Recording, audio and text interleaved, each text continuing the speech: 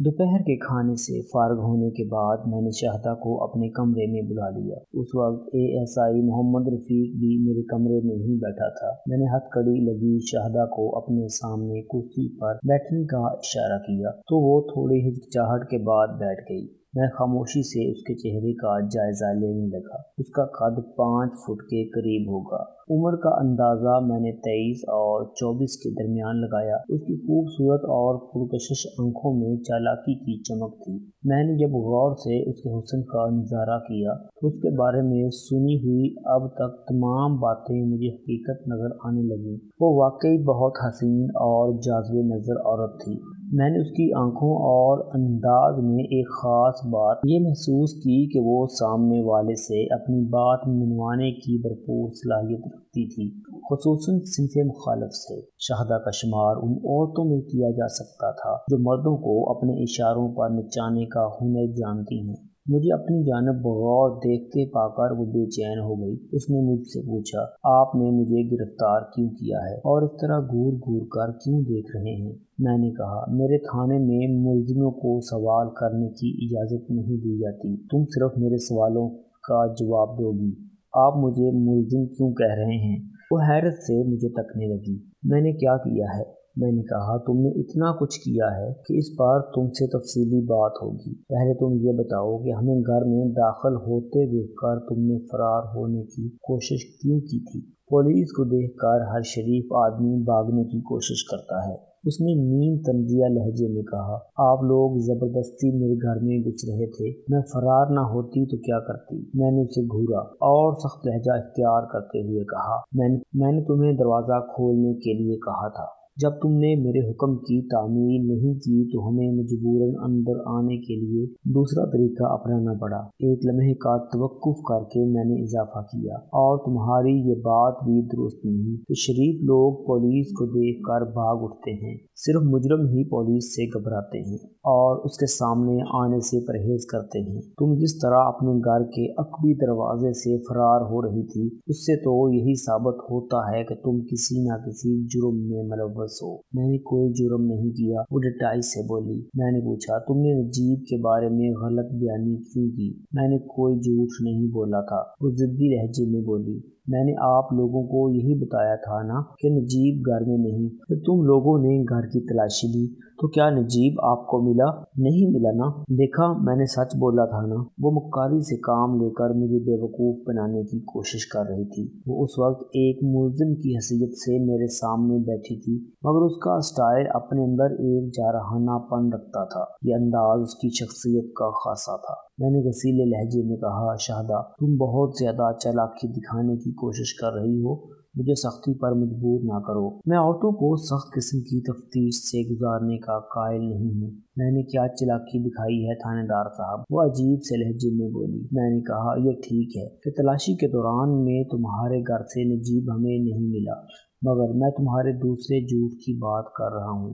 وہ جھوٹ جو تم نے کہا تھا کہ نجیب صبح 8 بجے ڈیوٹی پر چلا گیا تھا۔ اس میں جھوٹ والی کون سی بات ہے؟ وہ آنکھیں مٹکاتے ہوئے بولی، نجیب واقعی 8 بجے ڈیوٹی پر گیا تھا۔ اس کا مطلب ہے مجھے تم سے سختی کے ساتھ پیش آنا ہوگا۔ میں نے پرسوچ انداز میں کہا، شاہدہ، میں ریلوے اسٹیشن پر جا کر یہ معلوم کر چکا ہوں کہ نجیب آج سے 1 ہفتے کی چھٹی پر ہے۔ اسٹیشن ماسٹر کے مطابق وہ 8 دن کے بعد ڈیوٹی پر آئے گا، اور تم کہہ رہی ہو کہ وہ حسب معمول ڈیوٹی پر گیا ہوا ہے۔ تم میں سے کوئی ایک جھوٹا ہے، تم یا اسٹیشن ماسٹر۔ اسٹیشن ماسٹر کو جھوٹ بولنے کی ضرورت ہے اور نہ ہی کوئی فائدہ۔ تم مجھے بتاؤ گی کہ تم نے اتنا بڑا جھوٹ کیوں بولا؟ اس میں تمہارا کیا فائدہ تھا؟ میں شاہدہ اور نجیب کے تعاقب میں ریحان علی کی وجہ سے تھا۔ پوسٹ مارٹم کی رپورٹ سے تو یہ ظاہر ہو گیا تھا کہ ریحان کی موت زہر خورانے سے واقع ہوئی تھی۔ اسے یہ زہر شاہدہ نے دیا تھا یا نجیب نے، یا دونوں کی ملی بھگت سے وہ شریف بندہ موت کے منہ میں چلا گیا تھا؟ یہ مجھے معلوم کرنا تھا، لیکن نجیب کے غیاب اور شاہدہ کی دروغ گوئی مجھے ذرا مختلف انداز میں تفتیش پر اکسا رہی تھی۔ میں فی الحال ریحان کو چھوڑ کر شاہدہ اور نجیب کی تازہ ترین حرکتوں کا تجزیہ کر رہا تھا۔ تاہم میں اپنے اصل مقصد کو ایک لمحے کے لیے بھی نہیں بھولا تھا۔ میرے چبھتے ہوئے سوال کے جواب میں شاہدہ نے بتایا، تھانے دار صاحب، میں یہ تو نہیں کہتی کہ اسٹیشن ماسٹر جھوٹ بول رہا ہے، لیکن یہ حقیقت ہے کہ مجھے نجیب کی ایک ہفتے والی چھٹی کے بارے میں کچھ نہیں پتا۔ اس کی آنکھوں میں چال بازی کے تاثرات چمک رہے تھے۔ میں نے گمبھیر انداز میں کہا، تم اس کی بیوی ہو، چھٹی والی بات اتنی اہم ہے کہ تم سے چھپ نہیں سکتی۔ تم خواہ جھوٹ بول کر اپنے لیے مصیبتیں کھڑی کر رہی ہو۔ وہ تعامل کرتے ہوئے بولی، یہ بھی تو ہو سکتا ہے کہ نجیب نے دانستہ چھٹی والی بات مجھ سے چھپائی ہو۔ ہونے کو تو بہت کچھ ہو سکتا ہے، میں نے چڑھ کر کہا، لیکن تمہاری اس بات میں کوئی وزن نہیں کہ نجیب نے تم سے چھٹی والی بات چھپائی ہوگی۔ اگر اس نے ایک ہفتے کی چھٹی لی ہے تو یقیناً وہ تمہارے ساتھ کہیں جانے کا پروگرام بنائے بیٹھا ہوگا۔ ابھی 1 ماہ پہلے تم لوگوں نے شادی کی ہے، وہ تمہیں اس ویران کوارٹر میں اکیلے چھوڑ کر کہیں نہیں جا سکتا۔ ایک لمحے کا توقف کر کے میں نے ٹٹولتی ہوئی نظروں سے اسے دیکھا اور کہا، جو سچ ہے وہ شرافت سے بتا دو، ورنہ تمہارے لیے مشکلات کا پہاڑ کھڑا ہو جائے گا۔ شاہدہ وہ اندازہ لگانے والے اسٹائل میں مجھے دیکھنے لگی۔ شاید وہ معلوم کرنے کی کوشش کر رہی تھی کہ مجھ سے کس حد تک کھل کر بات کرے۔ چند لمحات کی سوچ بچار کے بعد اس نے کہا، تھانے دار صاحب، پتہ نہیں آپ کو میری بات کا یقین کیوں نہیں آ رہا۔ میں 16 آنے سچ کہہ رہی ہوں کہ نجیب نے مجھے 1 ہفتے کی چھٹی کے بارے میں کچھ نہیں بتایا۔ میں تو یہی سمجھ رہی تھی کہ وہ اپنے معمول کے مطابق ڈیوٹی پر گیا ہوا ہے۔ مجھے تمہاری بات کا یقین اس لیے نہیں آ رہا کہ تم احمقانہ بات کر رہی ہو، میں نے جلاحت آمیز لہجے میں کہا۔ تم لوگوں نے پسند کی شادی کی ہے، یہ ہو ہی نہیں سکتا کہ نجیب 1 ہفتے کی چھٹی لے اور تمہیں نہ بتائے۔ وہ آج ڈیوٹی پر نہیں پہنچا، گھر میں بھی نہیں ہے۔ اب تم ہی بتاؤ کہ وہ کہاں گیا ہے۔ مجھے اس وقت نجیب کی سخت ضرورت ہے۔ وہ قدرے ہراساں نظر آنے لگی۔ مجھے پہلی مرتبہ اس کی آنکھوں میں تشویش دکھائی دی۔ الجھن زدہ لہجے میں اس نے کہا، تھانے دار صاحب، یہ بھی تو ہو سکتا ہے نجیب اپنے ماں باپ سے ملنے چک جھمرا چلا گیا ہو اور تمہیں بتائے بغیر۔ میں نے زہر خند انداز میں کہا، ایک یتیم و یسیر شخص اپنے والدین سے ملنے چک جھمرا کس طرح جا سکتا ہے؟ مرحومین سے ملاقات کے لیے تو کسی اور جہان کا سفر اختیار کرنا پڑتا ہے، کیا سمجھی؟ اس کے چہرے پر ایک رنگ سا آ کر گزر گیا۔ وہ اپنے چور تاثرات کو چھپانے کی کوشش کرتے ہوئے بولی، یہ آپ کیا کہہ رہے ہیں؟ نجیب کے ماں باپ کا انتقال ہو چکا ہے؟ کیا تمہیں یہ بات معلوم نہیں؟ نہیں، نجیب نے کبھی ایسا ذکر نہیں کیا۔ میں نے کہا، تم دونوں نے 1 ماہ پہلے ایک دوسرے کو اپنا رفیق حیات بنایا۔ تمہیں اتنی بات تو معلوم ہونا چاہیے کہ تمہارے ساتھی کے والدین زندہ ہیں یا مرحوم ہو گئے ہیں۔ کیا میں غلط کہہ رہا ہوں؟ آپ بالکل ٹھیک کہہ رہے ہیں، وہ جلدی سے تائیدی انداز میں بولی۔ نجیب نے صرف مجھے اتنا ہی بتایا تھا کہ اس کے والدین چک جھمرا میں رہتے ہیں اور ہم 1 ہفتے کے لیے ان سے ملنے۔ اچانک وہ اپنا جملہ ادھورا چھوڑ کر متوحش نظروں سے مجھے دیکھنے لگی۔ میں نے اس کے ڈاواڈول چہرے پر نظر جماتے ہوئے کہا، جا رہے ہیں۔ اسی مقصد کی خاطر نجیب نے اپنے محکمے سے 1 ہفتے کی چھٹی بھی لی ہے۔ تم یہی بتانے جا رہی تھی نا؟ اسے اچھی طرح محسوس ہو گیا کہ وہ ایک سنگین غلطی کر چکی تھی۔ یقینی طور پر وہ نجیب کی ہفتے والی چھٹی سے باخبر تھی۔ نجیب نے اس سے یہی کہا ہوگا کہ وہ چک جھمرا اپنے والدین سے ملوانے لے کر جائے گا، لیکن میری سمجھ میں یہ نہیں آ رہا تھا کہ نجیب نے اتنا فاسٹ جھوٹ کیوں بولا۔ اس کے والدین کا انتقال ہوئے ایک عرصہ گزر چکا تھا۔ اس کے تایا امانت علی نے تفصیلاً سب کچھ بتا دیا تھا۔ پھر ایک بات یہ بھی تھی کہ سلمہ والے واقعے کے بعد نجیب چک جھمرا کا رخ کیوں کر سکتا تھا؟ اب یہی ہو سکتا تھا کہ یا تو نجیب نے شاہدہ کو کوئی چکر دیا ہے یا پھر وہ مجھ سے غلط بیانی کر رہی تھی، مگر کیوں؟ اس غلط بیانی سے وہ کیا حاصل کرنا چاہتی تھی؟ یہ سوالات میرے ذہن میں بغولوں کی مانند چکرا رہے تھے۔ شاہدہ کی خود اعتمادی میں گھن لگ چکی تھی۔ بے ساختہ اس کے منہ سے وہ الفاظ پھسل گئے تھے جنہیں وہ چھپانا چاہتی تھی۔ زبان سے نکلا ہوا تیر اور زبان سے نکلے ہوئے الفاظ واپس نہیں آتے، اسی لیے وہ اپنے کیے پر پچھتا رہی تھی اور بات کو سنبھالنے کی کوشش میں مزید حماقت کر رہی تھی۔ آپ میری بات غلط سمجھے تھانے دار صاحب، اس نے بقلاہٹ والے انداز میں کہا۔ میرا ہرگز یہ مطلب نہیں تھا جو آپ بیان کر رہے ہیں۔ یقیناً آپ کو کوئی غلط فہمی ہوئی ہے۔ आप यकीन करें मैं नहीं चाहती। नजीब के वालिदैन फौत हो चुके हैं और ये कि उसने 1 हफ्ते की छुट्टी। बस। मैंने हाथ के इशारे से उसे मजीद बोलने से रोक दिया और सख्त लहजे में कहा, ये बात तुम पहले भी कई मरतबा दोहरा चुकी हो और कान खोल कर सुन लो, मैं किसी गलत फहमी में मुब्तला नहीं हूँ। तुम सीधी तरह मुझे बताती हो नजीब कहाँ है, या मैं तुम्हारी जुबान खुलवाने के लिए कोई और तरीका इख्तियार करूँ। वो हरासा नजर से मुझे और कभी ASI रफीक को तकने लगी। मोहम्मद रफीक उस दौरान में बिल्कुल खामोश बैठा रहा था। शाहदा के चेहरे के असरात बता रहे थे। वो इस वक्त खुद को चारों तरफ से घिरा महसूस कर रही थी। मैं उस तेज तरार और मक्कारी की पुड़िया की घबराहट से महजूज होने लगा। मैंने शाहदा जैसी खूबसूरत और पुरकशिश औरतें बहुत कम देखी हैं। वो एक ऐसी दिलकश और जोरदार औरत थी जिसके हसूल की खातर कोई मर्द कुछ भी कर सकता था, ताकि कत्ल भी। शाहदा को देखने के बाद मुझे ये बखूबी अंदाजा हो गया कि नजीब उसके लिए पागल क्यों हो गया था। वो चंद लम्हात खामोश रहकर कुछ सोचती रही, फिर नहायत ही ठहरे हुए लहजे में बोली, थानेदार साहब, आपने थोड़ी देर पहले कहा था कि आपको इस वक्त नजीब की सख्त ज़रूरत है। मुझे बताएं, आपको नजीब से क्या काम है? मैंने उसके हाथों में मौजूद हथकड़ी की जानिब इशारा करते हुए कहा, मैं तुम्हारी तरह उसे भी गिरफ्तार करना चाहता हूँ। मगर क्यों, किस जुर्म में? तुम दोनों का जुर्म एक ही है, मैंने ठहरे हुए लहजे में कहा। वो भौचक्का रह गई। मैंने वाज़े तौर पर महसूस किया कि वो शदीद हैरत की अदाकारी कर रही थी। गोया दाल में कुछ काला नहीं बल्कि पूरी दाल ही काली थी। वो लुकनत ज़दा लहजे में मुझसे पूछने लगी, हमने कौन सा जुर्म किया है थानेदार साहब? नन्ही बच्ची मत बनो। मैंने उसे घूरा। अपने जुर्म के बारे में तुम अच्छी तरह जानती हो। वो माथे पर बल डालते हुए बोली, तो क्या आप भी इस अंदाज में सोच रहे हैं जैसा इस बस्ती के अक्सर लोग सोचते हैं? वो आज खुद मेरे दाम में आ रही थी। मैंने पूछा, बस्ती के अक्सर लोग तुम्हारे बारे में क्या सोचते हैं? वो बुरा सा मुंह बनाते हुए बोली, लोगों का ख्याल है कि हमारी मोहब्बत ने रिहान की जान ले ली।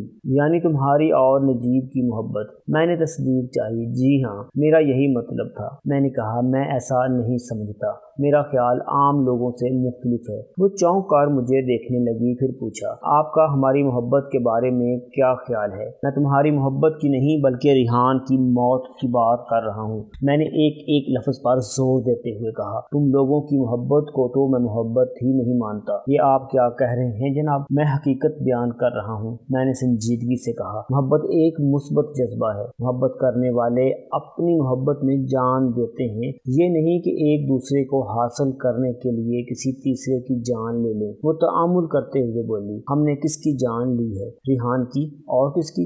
आपकी सोच दूसरों से मुख्तलिफ नहीं। बिल्कुल नहीं है बीबी, मैंने सनसनाते हुए लहजे में कहा। आम लोगों का ख्याल है तुम दोनों की मोहब्बत ने रिहान की जान ले ली, लेकिन मैं समझता हूँ, बल्कि मुझे यकीन है कि रिहान को कत्ल किया गया है और कातिल तुम दोनों में से कोई एक या तुम दोनों हो। अब आई समझ में मेरी बात कि मैं नजीब को इसी शद्दो मद से क्यों तलाश कर रहा हूँ। उसके चेहरे पर जर्दी खंड गई जो उसकी शिकस्त का मुंह बोलता सबूत थी, मगर मैंने देखा कि वो अभी भी पसपाई इख्तियार करने पर तैयार नजर नहीं आती थी। कदरे तवाना लहजे में उसने मुझसे पूछा, आप ये बात इतने वसूख से किस तरह कह सकते हैं कि हमने रिहान को कत्ल किया है? उसके इस सवाल में वो पहले वाला दमखम नहीं था। सूरत हाल की नज़ाकत का उसने अंदाजा लगा लिया था। ताहम मैं उसकी हिम्मत और हौसले की दाद दूंगा। इन हालात में भी वो डटी हुई थी। मैंने उसके सवाल का जवाब देते हुए कहा, मेरे वसूख की बुनियाद पोस्टमार्टम है। पोस्टमार्टम? वो इस तरह उछली जैसे बिजली के नंगे तार को छू लिया हो। मैंने गंभीर लहजे में कहा, हाँ बीबी, पोस्टमार्टम। मैंने रिहान की लाश का पोस्टमार्टम कराया है, जिससे ये बात सामने आई है कि उस बेचारे को जहर देकर मौत के घाट उतार दिया गया है। मुझे यूं महसूस हुआ जैसे वो कुर्सी से गिर जाएगी, ताहम वो गिरी नहीं। गर्दन झुकाकर अपने हथकड़ी लगे हाथों को घूरने लगी। मैं समझ गया कि उस वक्त उसे अपना अंजाम साफ नजर आ रहा था। उसकी खामोशी ने मुझे बहुत कुछ बावर करा दिया था। मैं उसके बोलने का इंतजार करने लगा। चंद लम्हे खामोश रहने के बाद उसने ASI रफीक की तरफ देखा और फिर मुझसे मुखातब होते हुए बोली, थानेदार साहब, मैं तन्हाई में आपसे कुछ बात करना चाहती हूँ। उसकी आंखों में इस्तराब और हरकत व सकनात में अचानक बेचैनी भर गई थी। अब वो पहले वाली पुरस्कून और बाएतमाद शाहदा नहीं रही थी। मैंने अपने दिल में शाफी इत्मीनान महसूस किया और ठहरे हुए लहजे में कहा, तन्हाई में मुझसे जो कुछ कहना चाहती हो वो यहाँ भी कह सकती हो। ये ASI मेरे भरोसे का आदमी है। वो जज्बत होते हुए बोली, आप समझे ना, मैं आपको ये बात बताना चाहती हूँ, उसके लिए किसी तीसरे आदमी की मौजूदगी मुनासिब नहीं। पता नहीं ऐसा कौन सा राज अफशा करना चाहती थी जिसके लिए इस कदर राजदारी बरत रही थी। हम मुलजिमों या मुजरिमों की फरमाइशें अमूमन पूरी नहीं करते और बड़े कड़े लहजे में उनसे बात की जाती है, लेकिन ख़वातीन का मामला दूसरा है। फिर शाहदा ने कुछ इस अंदाज में तन्हाई में बात करने की दरख्वास्त की थी कि मैं उसकी इस्तदा पर गौर करने पर मजबूर हो गया। मैंने ASI रफ़ीक को कमरे से बाहर जाने का इशारा कर दिया। जब हम दोनों कमरे में तन्हा रह गए तो शाहदा ने नीची आवाज़ में मुझसे इस्तफसार किया, थानेदार साहब, आपका नाम क्या है? मुझे उसके सवाल पर कदरे हैरत हुई, ताहम मैंने उसे अपना नाम बताने के बाद पूछा, क्या तुम्हें सिर्फ मेरा नाम पूछने के लिए तन्हाई की ज़रूरत थी? नहीं सफदर साहब, वो बेतकल्फ़ी से बोली, बात तो मैं कोई और करना चाहती थी। आपका नाम तो मैंने ऐसे ही पूछ लिया है, सफदर हयात। उसने मेरा नाम बड़ी अदा से दोहराया और महबूबाना अंदाज में बोली, कितना खूबसूरत नाम है, बिल्कुल आपकी शख्सियत के मुताबिक। आपके बदन पर पुलिस की वर्दी खूब सजती है। उसकी बातें सुनकर मैं मोहतात हो गया। मेरा अंदाजा 100% दुरुस्त निकला। वो मर्दों को बेवकूफ़ बनाने के सैकड़ों गुर जानती थी। मेरी तारीफ करके वो यकीनन मुझसे कोई रियायत चाहती थी, जिसका बड़ा वाज़ेह मतलब यही था कि वो रिहान अली की मौत में बिला वास्ता या बिल वास्ता मुलव्वस थी। मैंने कड़ी नज़र से उसे घूरा और सख्त लहजे में कहा, मैं अपने बारे में बखूबी जानता हूँ, तुम मतलब की बात करो, तन्हाई में मुझसे कौन सी राज की बात कहना चाहती हो? उसने जब देखा कि उसका आजमूदा हथकंडा मुझ पर नाकामयाब रहा है तो ज़रा खुलकर अदाएं दिखाने लगी,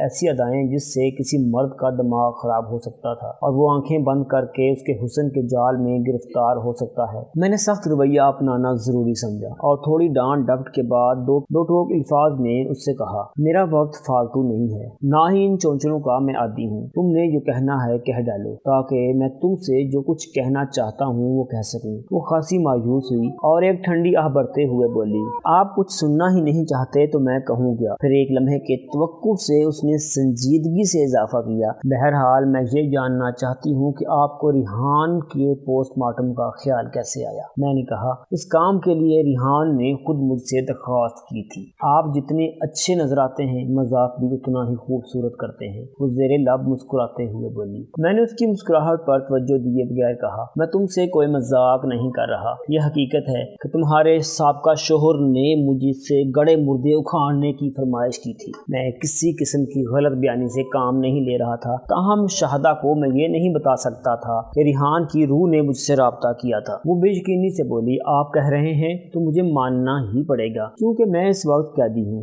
आपकी कैदी। उसने हथकड़ी लगे हाथों को ऊपर उठाते हुए कहा, कैद में कैदी की मर्जी नहीं चलती, कैद करने वाले के अहकाम चलते हैं। ये अल्फाज अदा करते हुए वो बड़े मानी खेज अंदाज में मुस्कुराई भी थी। अब मैं शाहदा की रग रग से वाकिफ हो चुका था। वो अपनी अदाओं और बातों से मर्दों को लुभाने के फन से बखूबी आशना थी। मैंने मतलब की बात की तरफ आते हुए कहा, इस हकीकत में किसी शक व शुबे की गुंजाइश नहीं कि रिहान को एक खतरनाक जहर देकर मारा गया है। तुम मुझे बताओगी कि ये हरकत किसकी है, तुम्हारी या नजीब की, या फिर तुम दोनों ने मिलकर एक सोची समझी साजिश के तहत उस शख्स को मौत के घाट उतारा है? उसने अचानक पटड़ी बदली और अशोतराजी से हठधर्मी की तरफ निकल आई। मेरे सवाल के जवाब में उसने रखाई से कहा, मुझे क्या मालूम कि रिहान को किसने जहर दिया था। मैं तो बस यही समझी हूँ कि उसे हैजा हुआ और रात भर वो उल्टियाँ करता रहा फिर मर गया। इससे ज्यादा मैं कुछ नहीं जानती और ना ही मैं जानना चाहती हूँ, जबकि